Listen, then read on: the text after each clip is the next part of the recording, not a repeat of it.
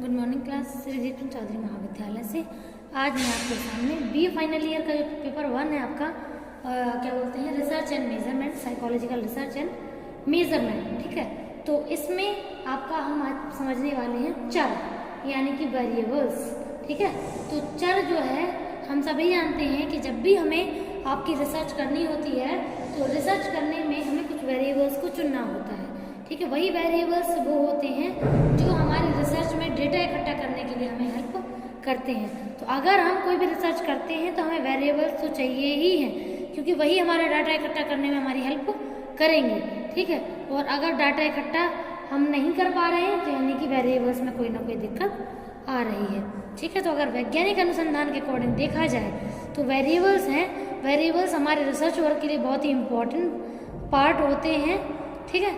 क्योंकि इसका जो आपका जितना भी अगर मान लीजिए चर हैं, वेरिएबल्स हमारे पास हैं और उसमें कोई दिक्कत हो रही है तो हमें उस पर कंट्रोल भी करना होता है, तो कंट्रोल भी हम लोग उस समय कर सकते हैं, ठीक है। और अगर वेरिएबल्स की मात्रा ज़्यादा ले ली हमने तो हमें उसका भी ध्यान रखना चाहिए कि हमें जितना डेटा हम ले रहे हैं, जो मात्रा हमें ले रहे हैं वो इतनी हो कि हम अच्छे से उसका डेटा कलेक्ट कर पाएँ, ठीक है। अब इसकी बात डेफिनेशन की करते हैं। तो इसमें पहली डेफिनेशन मैथसन की, तो मैथसन ने 1970 में डेफिनेशन दी है। इनका कहना है कि जो वैज्ञानिक अन्वेषण होता है, मतलब जो रिसर्च होती है साइंटिफिक फॉर्म में, वो किसी ना किसी स्थिति के लिए होती है, किसी अवस्था के रूप में, ठीक है, जिसमें जो परिवर्तन हो रहे हैं उनको देखा जाता है, ठीक है। तो जब भी हम बात करते हैं रिसर्च की तो कोई एक करंट प्रॉब्लम ऐसी होती है या कोई एक ऐसी सिचुएशन होती है कि जिसके बारे में या जिसके सॉल्यूशन को आप जानना चाहते हैं, तो वो तभी जान सकते हैं जब आप ये समझेंगे कि वेरिएबल्स क्या होते हैं और वेरिएबल्स का यूज़ हम कैसे कर सकते हैं, ठीक है। और ज़रूरत पड़ने पर वेरिएबल्स में मैनिपुलेशन भी हम कैसे कर सकते हैं। अगला है आपका डेफिनेशन, आपका पोस्टमैन के अकॉर्डिंग है और उनके साथ ईगन ने भी काम करा है। इन्होंने 1966 में अपनी डेफिनेशन दी थी। इनका कहना था कि वेरिएबल्स एक सिम्टम होता है, ठीक है, जिसका हम अनेक प्रकार से उसकी वैल्यू को चेक करते हैं, ठीक है। तो जब कोई नई चीज़ हमें पता चलती है तो उसके जो भी रिजल्ट हैं वो हम वेरिएबल्स पे ही चेक करते हैं। तो वेरिएबल्स को लेना बहुत ही ज़रूरी है, क्योंकि बिना वेरिएबल्स को जाने हम कारण का पता नहीं लगा सकते। तो अगर कॉजेज जानने हैं तो हमें आपका जो सिम्टम्स हैं वो जानने पड़ेंगे। पहले सिम्टम्स पता करते हैं, फिर कॉजेज बताते हैं, उसके बाद इसका ट्रीटमेंट होता है। तो रिसर्च करते ही इसीलिए हैं कि अगर फ्यूचर में कोई कंडीशन ऐसी आ रही है जिसे चेंज करना हो तो हमें क्या करना होता है, हमें रिसर्च करनी होती है। और रिसर्च के लिए हम सैंपल इकट्ठा कहाँ करते हैं, आपके वेरिएबल से, ठीक है।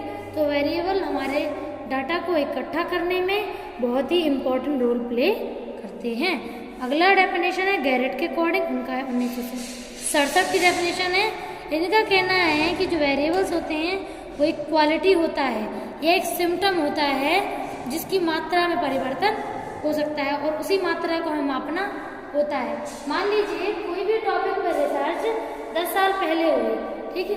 अब उस 10 साल पहले के रिसर्च में और अब अगर हम उसी टॉपिक पे उन्हीं लोगों पर रिसर्च करेंगे, उसी वेरिएबल्स को यूज़ करेंगे, तो आपका क्या होगा, आपके टॉपिक में थोड़े से उसके यानी कि उसके रिजल्ट में थोड़े चेंज आएंगे।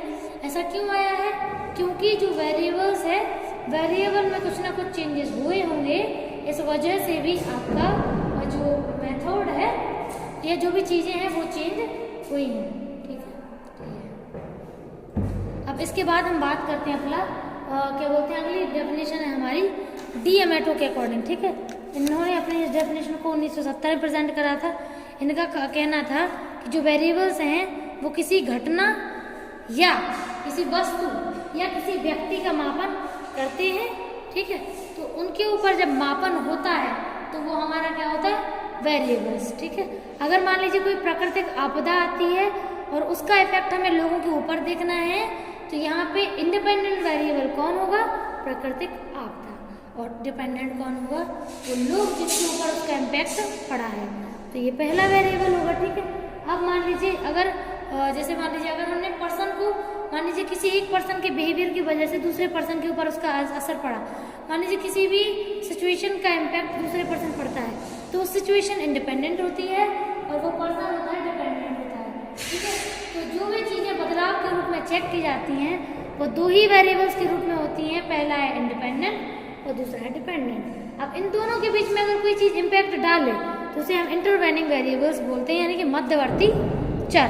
ठीक है, तो ये है। अब जैसे कि मान लो हम सभी जन्म से लेकर मृत्यु तक आपका बहुत कुछ देखते आ रहे हैं, सीखते आ रहे हैं, अपने आप में बदलाव भी करते आ रहे हैं, तो उन सब चीज़ों को अगर मापना पड़े तो उसके लिए हम किस फॉर्म में मापते हैं? इंडिपेंडेंट और डिपेंडेंट वेरिएबल के रूप में। ठीक है, इसमें तीन, जैसे मान लीजिए कुछ ऐसी थ्योरी होती है, जैसे कि इसमें एक वर्ड करते हैं SOR, SOR। ठीक है, तो S होता है स्टिमुलस। ठीक है,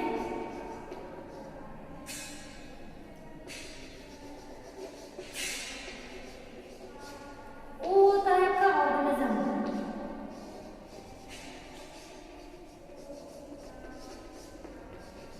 और R होता है आपका रिस्पॉन्स।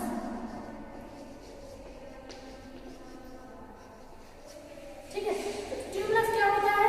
स्टिमुलस वो होता है जिसका इम्पैक्ट हम रिस्पॉन्स पर चेक करते हैं। तो यहाँ पे हमारा स्टिमुलस एक कर्ता धर्ता वही कहलाता है जिसकी वजह से प्रॉब्लम शुरू होती है या फिर आगे बढ़ती है, ये कह सकते हैं। ठीक है, तो कर्ता धर्ता हमारा स्टिमुलस है, उसका रिस्पॉन्स हम लोगों पर चेक करते हैं या फिर जो भी चीज़ चेक करना चाहते हैं, और उनके बीच में ऑर्गेनिज्म वर्क करता है जिसको हम लोग बोलते हैं अपना, क्या बोलते हैं, मस्तिष्क कह सकते हैं। ठीक है, तो ये है कि जो स्टिमुलस का रिस्पॉन्स जो हम चेक करते हैं उसमें ऑर्गेनिज्म भी काम करता है, जिसे इंटरवेनिंग वेरिएबल्स भी कह सकते हैं। ठीक है, तो यहाँ पे तीन चीज़ों को रिस्पॉन्स चेक करते हैं जिनको हम वेरिएबल्स बोलते हैं। तो स्टिमुलस को हम बोलते हैं इंडिपेंडेंट वेरिएबल, रिस्पॉन्स को बोलते हैं डिपेंडेंट वेरिएबल, और जो हमारा ऑर्गेनिज्म है या एनवायरनमेंट है वो होता है हमारा इंटरवेनिंग वेरिएबल्स, जो बीच में और जो इंडिपेंडेंट पे अपना फर्क डाल सकता है और डिपेंडेंट पे भी। ठीक है, दोनों पे ही अपना इम्पैक्ट छोड़ सकता है। तो यहाँ पे पहला आपका चर, यहाँ पे बात करते हैं चरों के प्रकार की। तो यहाँ पे तीन चर हैं, पहला है इंडिपेंडेंट स्वतंत्र चर, दूसरा है डिपेंडेंट आश्रित चर, और तीसरा है इंटरवेनिंग वेरिएबल्स मध्यवर्ती चर। ठीक है, तो ये तीन प्रकार के वेरिएबल्स दिए हैं जिनको हमने नीचे एक वर्ड में डिफाइन भी किया है। जो इंडिपेंडेंट वेरिएबल होते हैं वो स्टिमुलस होता है, डिपेंडेंट वेरिएबल रिस्पॉन्स होता है, और इंटरवेनिंग वेरिएबल्स हमारे एनवायरनमेंट होता है। ठीक है, एनवायरनमेंट या ऑर्गेनिज्म दोनों को मान सकते हैं। ठीक है, तो ये तो अगर इंडिपेंडेंट वेरिएबल की बात करते हैं तो स्वतंत्र चर क्या होते हैं? जो अपना प्रभाव दूसरे के ऊपर डालते हैं, वो हमारा क्या होते हैं? Independent variable. ठीक है, तो हमेशा इसका प्रभाव दूसरे के ऊपर देखने को मिलता है, उसे आपका इन पर किसी का प्रभाव नहीं पड़ सकता। एक बात हमेशा याद रखिएगा, इंडिपेंडेंट वेरिएबल कभी भी किसी और चीज़ का प्रभाव नहीं पड़ सकता है, हमेशा इंडिपेंडेंट वेरिएबल प्रभाव डालते हैं। दूसरा है डिपेंडेंट वेरिएबल आश्रित चर। तो डिपेंडेंट वेरिएबल के ऊपर प्रभाव पड़ता है, ये अपना प्रभाव किसी और के ऊपर डाल नहीं सकते हैं।